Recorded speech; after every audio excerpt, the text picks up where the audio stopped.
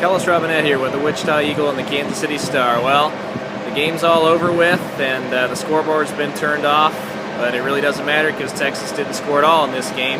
Kansas State's defense was the big story.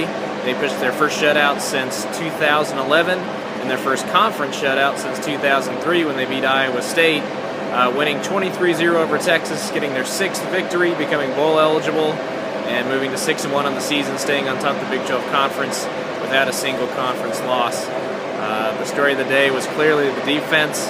They answered the call every single time Texas was in scoring range, turning them away even when Texas drove as far down as the red zone. On one occasion, they got all the way down to the 17-yard line. K-State came up with 2 big plays and forced Texas to punt on that series. So it's pretty demoralizing for any offense when they drive all the way down to the red zone and end up having to punt. That pretty much summed up the day for Texas.